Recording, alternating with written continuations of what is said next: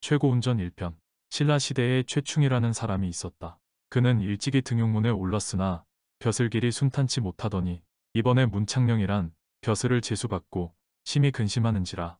그의 아내가 묻되 다행히 벼슬을 제수받았음은 경사이온데 어이하여 군자께서는 슬퍼하고 계시나이까 하니 충이 대답하기를 벼슬을 받아 기쁘기는 하오마는 문창에는 별리가 있어 영이 되어 가는 사람은 귀신에게 아내를 빼앗긴 자가 십수명에 달한다 하니 그로 인하여 근심하는 바이오.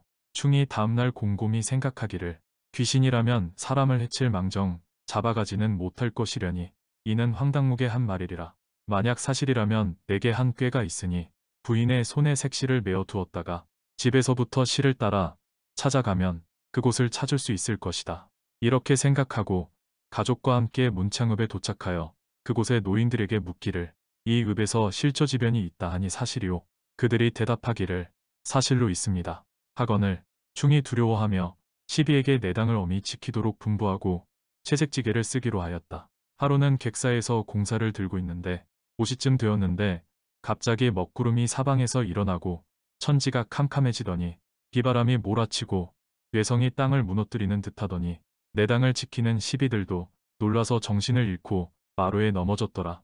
이윽고 바람이 그치고 구름이 거치어 날이 개임해 시비들이 깨어나서 살피니 방문은 여전히 닫혀 있는데 부인이 간 곳이 없는지라 깜짝 놀라 허겁지겁 사또께 달려가 사실을 아뢰니 충이 실성비읍하다가 시를 따라 찾아 나섰더니 뒷산 바위 틈으로 들어가 있었다. 그 바위는 천장이나 되어 도저히 올라갈 수 없는지라 충이 아내를 부르며 통곡하니라.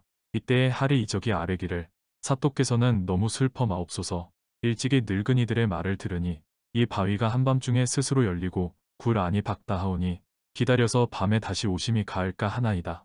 하니 충이 어쩔 수 없이 돌아왔다가 밤이 되어 다시 그곳으로 가서 기다리고 있는데 밤이 깊자 바위가 열리는데 그 안이 대낮같이 밝은지라 충이 매우 기뻐하여 그 안으로 들어갔다. 안에는 넓고 비옥하여 갖가지 꽃나무가 무성하게 우거졌을 뿐 사람의 자취는 찾을 수가 없었다. 다만 이상한 짐승과 기이한 새들만이 날고 있는지라 충이 이적에게 묻기를 어찌하여 이런 곳이 있단 말이냐. 하니 이적이 대답하기를 예, 세간에 없는 별천지인가 하옵니다 하더라.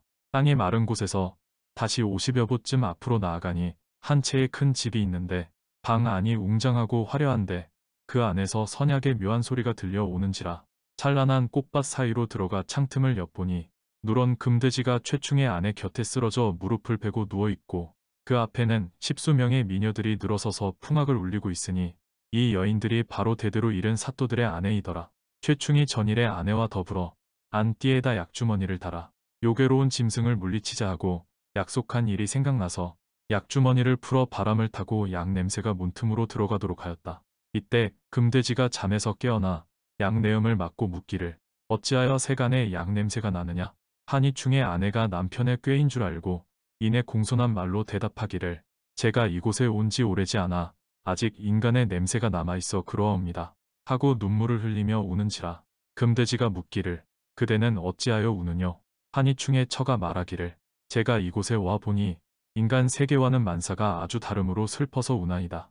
하니 금돼지가 위로하여 말하기를 여기는 인간 세계와 조금도 다름이 없으니 조금도 슬퍼하지 말라 하매 충의 아내가 눈물을 닦고 부드러운 말로 묻기를 제가 인간 세계에 있을 때 들으니 성경지인은 사슴 가죽을 보면 죽는다 하던데 과연 그러옵나이까? 하고 물으니 금돼지가 말하기를 나는 아직 알지 못하나 다만 사슴 가죽을 꺼리는 바요. 하니 다시금 묻기를 왜 꺼리나이까?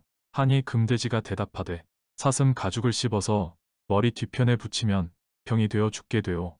하고 말을 마치자 다시 쓰러져 자더라. 충의 아내가 그 말을 듣고 당장 죽여 원한을 갚고자 하나 사슴 가죽이 없어 가슴이 타는데 가만히 생각해 보니 약주머니에 끈이 사슴 가죽으로 되어 있는지라 가만히 꺼내어 씹어서 금돼지의 뒤통수에 붙였더니 과연 말과 같이 말도 못하고 죽더라. 이리하여 최충은 아내를 데리고 돌아왔으며 나머지 미녀들도 역시 최충의 덕으로 집으로 돌아갔으며 그 가족들이 최충에게 깊이 감사하여 마지 않더라. 최충의 아내 임신 4개월에 금돼지에게 잡혀갔고 돌아온 지 6개월 만에 아들을 낳으니 손톱과 발톱이 조금 이상하였다. 충은 그 금돼지의 자식이 아닌가 의심하여 시비를 시켜 큰 길에 아이를 버리게 하였는데 길 가운데에 죽은 지렁이를 보고 일자라 하는지라. 시비가 들어가서 아뢰니 충이 듣고 분부하되 아무 말 말고 갖다 버리라 하거늘. 시비가 안고 가는데 개구리 죽은 것을 보고 천자라 하매 차마 버리지 못하고 돌아와 개구리 죽은 것을 보고 천자라 하나이다. 하고 고하니 충이 화를 내며 호령하되 내가 주인의 말을 듣지 아니하면 칼로 대하겠노라. 하니 시비가 솜으로 포근히 싸서 길 가운데에 버렸더니 우마가 지나며 밟지 아니하고 피하여 지나가며 밤이 되니 하늘에서 선녀가 하강포유하는지라. 관리와 백성이 거두고자 하나 큰 죄를 입을까 하여 무서워하더라. 충이 이 소문을 듣고 아이를 연못에 던지라 하였더니 연꽃 한 송이가 벼랑간 생겨나서 아이를 받고 이어서 백학 한 쌍이 서로 번갈아 날개로 덮어주더라. 이리하여 몇 달이 지나니 아이가 바닷가를 스스로 거닐며 노는데 모래 위에는 문자가 생겼고 우는 소리는 글 읽는 소리가 되더라. 이에 최충의 처가 이 소문을 듣고 남편에게 말하기를 당신은 금돼지의 자식이 아닌데도 버렸으니 하늘이 그 애매함을 아시고 하늘의 선녀를 시켜 젖을 먹여 키웠사오니 원컨대 빨리 사람을 시켜 데려오도록 하소서 하는지라. 충이 깊이 감동하여 이제 데려오고자 하지만 처음에 그 어린애가 금돼지의 자식이라 하여 버렸거늘 이제 와서 데려온다면 남의 웃음거리가 될 것이외다. 하니 부인이 다시 당신이 만일 남의 웃음을 살까봐 이리도 걱정이시라면 병을 칭해서 피해 계시면 제가 알아서 당신이 웃음을 사지 않도록 하리다.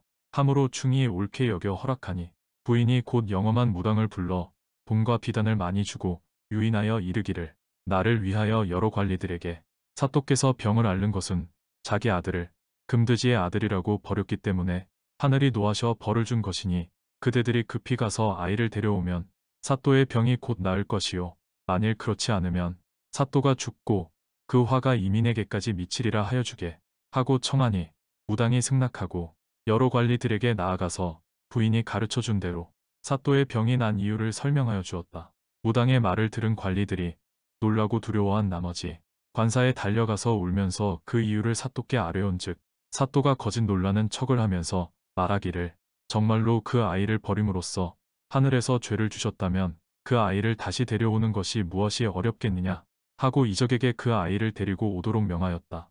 이적 등 일행이 사또의 명을 받고 바다 가운데 외딴 섬까지 들어가 찾아보았으나 찾지 못하고 되돌아오려는데 갑자기 글 읽는 소리가 구름 밖에서 들려와 쳐다보니 어린아이가 홀로 높은 바위에 앉아 책을 읽고 있었다. 이적 등 일행이 바다를 건너 바위 밑에 배를 멈추고 우러러 호소하기를 공의 부모님께서 병세가 위중하여 공을 보고자 저희들로 하여금 공을 메셔 오라 하셨으니 공께서는 속히 내려오소서 하니 아이가 대답하여 말하기를 부모님이 처음에 나를 금돼지의 자식이라 하여 내다버리시고 이제 와서 마음이 부끄럽지 않으신지 나를 보고자 하시는고 옛날 진나라 때의 양적대라는 사람은 여불이라는 미녀를 사서 미로 진왕에게 바치려고 하였는데 먼저 임신을 시킨 후에 진왕에게 바쳤더니 7달 만에 아들을 낳았으되 진왕은 실로 여씨를 위하여 어린애를 버리지 않았거늘 나의 자모께서는 나를 임신한 지 넉 달 만에 문창으로 오셔 금돼지에게 잡혀가셨다가 곧 돌아오셔 6개월 만에 나를 낳으셨거늘 어찌 금돼지의 자식이 될 수 있겠는가. 만약 금돼지의 자식이라면 이목구비가 금돼지와 같지 아니하고 사람과 같겠는가. 아버님께서 나를 자기 자식이라 하지 않으시고 길에다 버렸으니 내가 무슨 면목으로 부모님을 보겠소. 만약 강제로 나를 보시고자 한다면 마땅히 바다로 들어가 섬으로 가겠소. 하니 이때 아이의 신년이 3세더라. 이적 등이 할 수 없이 돌아가 사또께 고하니 충이 도리어 부끄러워하며 자책하여 말하기를 모든 것이 나의 잘못이로다 하고 곧 문창 국민 수백 명을 이끌고 바다 어귀에 나아가 바닷가에 대를 쌓아 올리고 아울러 높은 다락을 짓기 시작하였다. 다락이 다 완성되어 아이를 부르니 그 아이가 일찍이 멀리 버려진 바 되었더니 이제 나를 위하여 누대까지 지으시니 밝은 천희를 대할 면목이 없나이다. 하고 엎드려 우는지라. 충이 이를 보고 부끄러워 말하기를 내가 너 볼 면목이 없구나. 다시는 이러한 과실은 말하지 말아다오. 하고 누대 이름을 월영대라 짓고 세척 쇠지팡이를 모래에 글씨 쓰는 지팡이로 삼으라 하시고 돌아왔다. 그날 하늘에 수천 선인이 대 위에 구름같이 모여 앉아 각기 배운 바를 다투어 가르치니 이로 인하여 물리를 크게 깨달아 마침내 문장가가 되었다. 아이는 항상 철장을 가지고 모래 위에 글씨를 쓰니 쇠지팡이가 닳아서 반 자쯤만 남았다. 그는 음성이 청아하고 매양시를 읊는 데 있어서 음률이 틀리지 않았다. 하루는 달빛이 낮과 같이 밝은 밤에 피리 소리가 은은하게 들려오고 있었다. 이때에 중원 천자가 후원에 나가 달을 바라보며 서 있는데 멀리서 시 읊는 소리가 들리는데 참으로 청아하고 담백하였다. 이에 천자께서 시신에게 물으시기를 시 읊는 소리가 어디서 들려오느냐? 하니 시신이 대답하기를 건현 이래 달 밝고 바람 맑은 밤이면 시 읊는 소리가 신라 쪽에서 들려오므로 하늘을 우러러 기상을 살피니 동국에 귀성이 나타났사오니 아마도 동국에 현자가 있는가 하옵니다. 하니 천자께서 들으시고 말씀하시되 신라가 작은 나라이기는 하나 옛날에도 현자가 있었느니라. 이렇듯 말리나 떨어진 외지에서 들을 때 이렇듯 시 읊는 소리가 아주 낭낭하게 들리니 하물며 가까운 곳에서 듣는다면 어떠하겠느뇨 하시며 칭찬하셔 마지 않더니 말씀하시기를 제사를 신라에 보내어 그곳 선비와 더불어 서로 제주를 겨루게 하리라 하시고 즉시 군신을 불러 여러 제사 중에서 문예가 탁월한 자 두 사람을 뽑아 보내게 하시었다. 두 학사는 배를 타고 바다로 향하여 가다가 월영대 아래에 이르러 해가 지니 배를 대하에 닿았다. 이때가 중추 3호지하라. 밝은 달은 물결 속에 잠겨 있고 맑은 바람은 서서히 불어오는데 야정어약하여 맑은 흥취가 나를 듯이 일어나느지라. 두 학사가 즉시 시 한 수를 지어 읊는데 삿대는 물결 및 달을 꿰이는데 이때 다락 및 모래 위에서 이어서 한 수를 읊는다. 배는 물 가운데 하늘을 누르네 하는지라. 학사가 돌아보며 누가 읊었을까 하고 그 어린아이가 읊었을 줄은 꿈에도 전혀 모르고 또 한 수를 읊는다. 물새는 떴다가 다시 잠기네 하니 아이가 또 읊기를 산 구름은 끊어졌다 다시 이어지네. 학사가 깜짝 놀라 바라보며 비웃듯이 새와 쥐는 어찌하여 짹짹하느냐 하니 아이가 또 돼지와 개는 어찌하여 멍멍하느냐 하니 학사가 개는 멍멍하나 돼지가 그러하느냐 하니 아이가 새는 짹짹하나 쥐가 그러하냐 하는지라. 학사가 대답을 못하고 물었다. 어디에 사는 동자인데 이 깊은 밤에 여기에 있느냐 하니 아이가 대답하되 저는 신라 나승상에 십업지창두로 명을 받들어 이곳에 와서 바둑돌을 줍고 있는데 날이 저물어 돌아가지 못하였나이다. 하니 또 묻기를 너는 몇 살이나 되었느냐 물으니 아이가 대답하되 6살이옵니다. 하거늘 두 학사는 동자가 문장의 능함을 보고 상의하기를 이제 겨우 6세의 어린아이가 이렇듯 재능이 탁월하니 신라의 선비들이야 어찌 당하겠는가 하고 아이에게 다시 묻기를 나라 안에 제사가 많이 있느냐 하니 대답하기를 제명특달자가 수백이니요 그 문사는 차제두량 불가승수이나이다. 하니 두 학사가 상의하여 말하기를 문제가 나라에 가득하니 들어간들 무익할 것이니 아니 들어간 것만 못하리니 돌아갑시다 하고 중원으로 돌아가서 진왕제께 아뢰기를 신라에는 뛰어난 문인과 제사가 수를 헤아리지 못할 정도로 많이 있고 신 등과 같은 수준도 수백인이나 되어 감히 대적할 수 없겠나이다 하는지라. 황제가 크게 화를 내어 가타를 잡아 치고자 하여 계란을 솜으로 여러 번 싸서 도람에 놓고 황초를 불에 녹여 그 안을 채워서 흔들리지 않게 하고 또 구리쇠를 녹여 함에 부어 열어보지 못하게 하여 봉서와 함께 신라에 보내었다. 봉서의 내용인즉 너희가 바닷가에 붙은 하찮은 나라로서 제주로 대국을 업수히 여기는 고로 이 도람을 보내노니 함 안에 있는 물건으로 시를 지어 보내라. 만약 그렇지 못하면 마땅히 살육지화를 당하리라 하였더라. 대국 사신이 조서를 받들고 계림에 도착하니 신라 왕이 몸소 출령봉안하고 조서를 읽어보시고는 즉시 나라의 선비들을 불러 모아 이르시기를 너희 유생 중에 이 함 속에 있는 물건을 알아내어 시를 짓는 사람은 벼슬을 일품 올려주고 또 군으로 봉하여 녹을 후이 주고 공을 기리리라 하심에 아무도 그 속 물건을 알아내지 못하여 온 조정이 들끓더라. 이때에 아이가 경성에 전입하여 스스로 거울을 고치는 일을 하며 나승상댁 문 앞까지 이르게 되었더라. 마침 나승상의 딸이 거울을 보다가 경색이 퇴해졌으므로 고치려고 유모를 시켜 고쳐 오도록 하였는지라. 아이가 거울을 받으며 나녀를 본즉 아름다운 아가씨라고 생각하고 거울을 고치다가 돌에 떨어뜨려 그만 깨뜨리고 말았다. 유모가 깜짝 놀라 발을 구르고 머리를 저으면서 꾸짖으니 아이가 울며 애걸하기를 이미 거울이 깨어졌으니 방법이 없는지라. 이 몸이 노복이 되어 거울 깨뜨린 보상을 하겠으니 청을 들어주소서 하는지라. 유모가 돌아가 승상께 고하니 승상께서 허락하시고 묻기를 너의 이름은 무엇이며 어디에 살고 있느냐. 아이가 대답하되 거울을 고치다 깨뜨렸으니 파경노라 불러주시옵고 일찍 부모를 여의고 갈 곳이 없나이다 하는지라. 승상은 파경노에게 말 먹이는 일을 하도록 하였다. 파경노가 말을 타고 나가면 말 무리들이 열을 지어 뒤따랐으며 조금도 싸우는 일이 없었다. 이후로 말들이 살찌고 여인 말이 없었다. 파경노는 아침에 말 무리들을 이끌고 나가 사방에 흩어놓고 숲속에서 온종일 씨를 읊으면 청이동자 수명이 어디서 왔는지 혹은 말을 먹이고 혹은 채찍으로 훈련시키더라. 해가 지면 말들이 구름같이 모여 파경로 앞에 늘어서서 머리를 조아리니 보는 이마다 신기함을 칭찬하지 않는 이 없더라. 나승상 부인께서 이 소문을 들으시고 승상께 말하기를 파경로는 얼굴 모습이 기이하고 말 다름도 또한 기이하니 보통 아이가 아니오니 천한 일을 맡게 하지 마옵소서. 하니 승상도 옳게 여기시고 이전에 동산에다 나무와 꽃을 많이 심었으나 잘 가꾸지 못하여 거칠어지고 매몰되어 잡초 속에 묻혀 버렸는지라 경로로 하여금 꽃밭 가꾸는 일을 맡기었다. 경로는 또한 한가로이 꽃밭에 앉아서 씨만 읊고 있을 뿐 가꾸는 일은 하지 않으나 하늘에서 선녀가 밤에 내려와 혹은 걸음을 주어 가꾸고 혹은 풀을 뽑으니 선경명화와 인간계화가 전보다 배나 더 아름답고 무성하였다. 파경로가 꽃을 가꾼 이후 아름다운 꽃들이 난만하여 봉조황학이 꽃나무 가지에 집을 짓고 노랑벌과 하얀 나비는 잎 사이를 나름해 파경로가 봉조의 우는 소리를 듣고 슬픈 노래를 지어 불렀다. 이때 승상이 아름다운 꽃들이 만개하였다는 이야기를 듣고 동산에 들어와서 꽃을 구경하면서 파경로에게 묻기를 내 나이가 몇이냐? 대답하되 예, 11살이옵니다. 하니 또 묻기를 글자를 잘 아느냐? 하니 대답하여 아직 모르옵니다.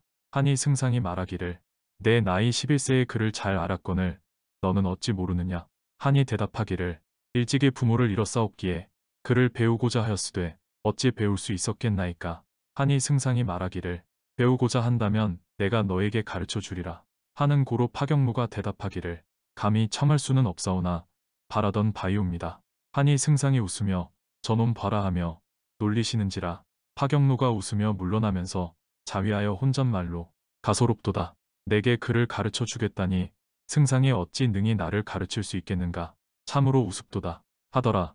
그 후 파경로가 소문을 들으니 승상의 딸이 동산에 꽃을 구경하고자 하나 파경로가 항상 지키고 있는지라 구경을 하지 못한다 하거늘 파경로가 승상께 아뢰기를 제가 이곳에 온 지 수년이 지났사오니 고향에 돌아가 친척을 찾아보고 수일 내로 돌아오겠나이다 하고 청하니 승상이 허락하는지라 파경로가 돌아나와 다시 꽃밭으로 숨더라.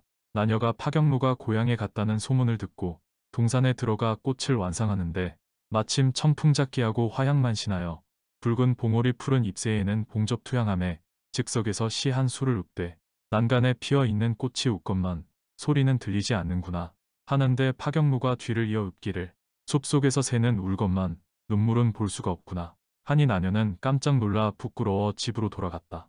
이해 여러 유생들이 표를 올려 함 안에 있는 물건을 능히 알아내지 못하였사오니 엎드려 죄를 청하나이다 하였더라. 이에 국왕께서 매우 근심하고 있는데 시신이 아뢰기를 현신은 구하고자 해도 얻을 수가 없사오니 바라옵건대 대왕께서는 여러 신하 가운데서 문학이 뛰어나고 벼슬이 제일 높은 승상 나천업에게 전적으로 맡기시면 어느 정도 알아낼 수 있사오리다 하는 고로 나승상을 불러 도람을 맡기면서 이르시기를 과인이 부덕하여 천조에서 불의의 중기를 보내니 가장 어려운 문제라. 여러 대신 중에서 경의 문제가 가장 뛰어났으니 능히 알아내어 시를 지을 수 있으려니 이 함을 맡기도다. 연구해서 시를 지어 오도록 하오. 만약 연구치 못한다면 경의 가속은 관비가 될 것이요. 경은 천조에 보내어 연구해 내지 못한 죄를 당하도록 하리라.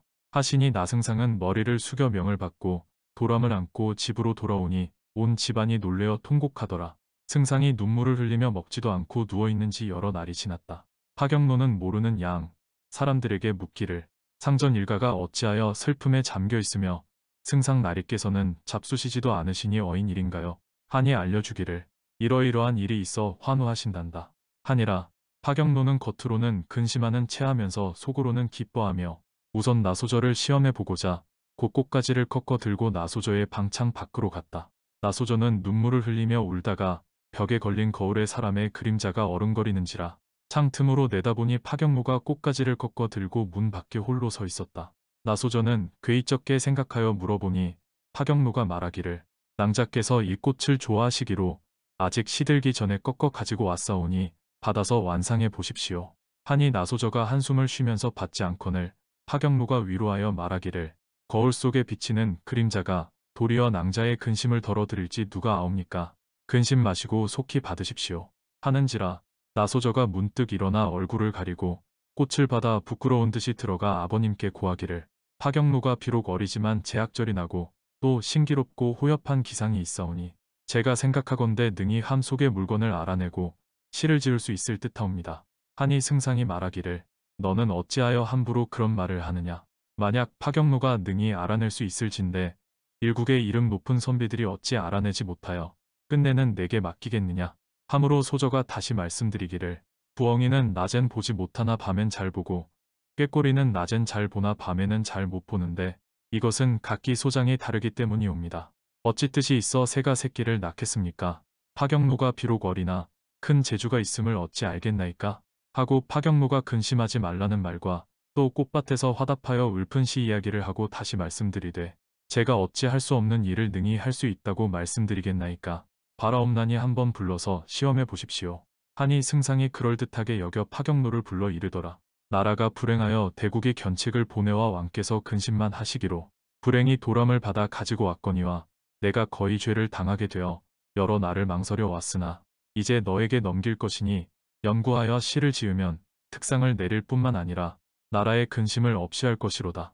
하니 파경로가 듣고 웃으면서 대답하기를 온 나라에 능한 문장가들이 하지 못한 것을 하물며 석자 밖에 안 되는 어린아이가 배우지도 못하고 알지 못하는 제가 어찌 하겠나이까. 이에 승상이 기쁜 마음이 없어졌다. 나소저가 다시 여쭙기를 지극히 어려운 일을 평범하게 이르시면 어찌 순순히 응하겠나이까. 호생학사인지 상정위원을 옛날 어떤 사람이 앉아서 형을 당하게 되었는데 형리가 묻기를 내가 만약 시를 지을 수 있다면 마땅히 방면하리라. 하므로 일자 무식이면서도 능히 시를 지었다 하니 하물며 파경로는 학문이 넉넉하여 시를 지을 수 있지만 일부러 모른다고 한 것이오니 아버님께서 파경로에게 만약 짓지 못하면 죽이겠다고 협박하시면 파경노인들 어찌 호생학사지심이 없겠나이까?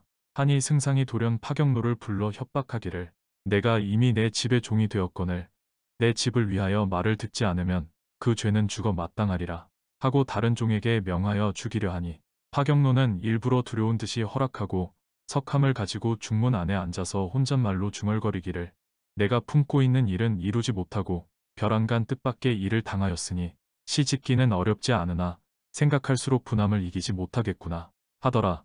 이때 승상 부인이 이 같은 파경로의 푸념을 엿듣고 승상께 들어가 아뢰기를 파경로의 말이 이러하오니 반드시 소원하는 바가 있을 것이옵니다. 하니 승상이 듣고 유모를 시켜 묻되 내가 문예가 뛰어나 충분히 할 수 있으면서도 죽기를 거부하니 필시 소원이 있을 것이니 내게 숨기지 말고 바른 대로 말하면 내가 마땅히 너를 위해 힘쓰겠노라. 하니 파경로가 말없이 한참 있다가 승상께서 나를 사위로 삼는다면 내 곧 시를 짓겠소이다. 하거늘 유모가 들어가 승상께 보고하니 승상이 소리를 지르며 이르시되 어찌 창두를 사위로 삼을 수 있겠느냐. 내가 잘못 듣고 전하는 게 아니냐. 하고는 또 유모에게 신선의 모습을 그린 치화를 내주면서 이르시되 그가 만약 시를 지으면 이 같은 미인에게 장가를 보내주겠다고 하라. 하니 유모가 파경로에게 전하였다. 이에 파경로가 종이 위에 그린 떡을 하루 종일 바라본들 어찌 배가 부르리까. 반드시 먹은 후에야 배가 부를 것이옵니다. 하고 함을 발로 차서 밀치고 비스듬히 누워서 말하기를 나를 비록 마디마디 베인다 해도 짓지 못하겠노라 하더라. 유모가 들어가서 그 말대로 아뢰니 승상이 말없이 앉아 있는데 딸 운영이 눈물을 닦으며 고하되 우리 가문의 성패가 도시 이번 일에 달려 있사옵니다. 옛날 재영이라는 여자는 관비가 되어 들어가서 아버지의 형을 속죄하였다 합니다. 가공께서 딸을 사랑하는 마음 때문에 좋지 않으시면 이 화는 면하기 어렵습니다. 바라옵건대 이 몸으로 아버님의 화를 면하도록 하여 주십시오. 이제 제 말씀을 들어주시지 않으시면 후회하심이 클 것이며 이미 어쩔 수 없게 되나이다. 고금천하의 몸 외에 더 사랑하고 귀한 것이 있겠나이까. 하니 승상이 말하기를 내 말이 기특하구나. 부모의 마음은 사랑하는 딸을 차마 비천한 가문에 허락할 수 없고 또한 종신토록 원한이 있을까봐 걱정함으로 다만 눈썹을 불사르는 화를 면하고자 함인데 내 말이 정녕 그럴진데 무슨 걱정을 하겠느냐. 하니 운영이 말씀드리되 부모님이 자식을 사랑하는 마음이나 딸이 부모님께 효도하고자 하는 마음이 매한가지입니다. 오늘의 사세는 반드시 제가 몸을 더럽힌 연후해야 되겠나이다. 하고 아뢰니 승상이 말하기를 이제 내 말을 들으니 참으로 효녀의 정성이로다. 하고 승상과 부인이 친척들에게 정혼을 통지하니 모두 한 뜻으로 좋다고 하더라. 승상이 즉시 시비에게 명하여 파경로를 목욕시켜 때를 씻게 하고 비단옷을 입혀 성례하여 사위로 삼더라. 다음날 아침 승상이 시비에게 명하여 난방에서 시 짓는 모습을 엿보라 하였다. 이때 파경무가 자기 이름을 지어 치원이라 하고 자를 고운이라 하더라. 운영이 옆에 앉아서 시 짓기를 재촉하니 치원이 말하기를 시는 내일 중으로 지을 것이니 너무 재촉하지 마오. 하고는 운영더러 종이를 벽 위에 붙여 놓도록 하고 스스로 붓대롱을 잡아 발가락에 끼고 잤다. 운영이 또한 근심하다가 고단하여 자는데 꿈속에 쌍용이 하늘에서 내려와 함 안에 서로 엉켜 있고 무늬 옷을 입은 동자 10여 명이 함을 받들고 서서 소리내어 노래하니 함이 열리는 듯하더니 쌍용의 콧구멍에서 오색서기가 나와 함 속을 환히 비치니 그 안에 붉은 옷을 입고 푸른 수건을 쓴 사람들이 좌우로 늘어서서 혹은 시를 지어 웃고 혹은 붓을 잡아 글씨를 쓰는데 승상이 빨리 시를 지으라고 재촉하는 소리에 운영이 놀래어 깨어보니 한 꿈이더라. 치원 역시 깨어나 시를 지어 벽에 붙은 종이에다 써 놓으니 용과 뱀이 놀라 꿈틀거리는 듯하더라. 시의 내용인즉 단단석합리에 반백반황금인데 야야지시 명하니 함정미토음이라. 둥글고 둥근 함 속의 물건은 반은 희고 반은 노란데 밤마다 때를 알아 울려 하건만 뜻만 머금을 뿐 토하지 못하도다. 이더라. 시원이 운영을 시켜 승상께 바치게 하니 승상이 믿지 않다가 운영의 꿈 이야기를 듣고서야 믿고 대궐로 들어가 왕께 바치었다.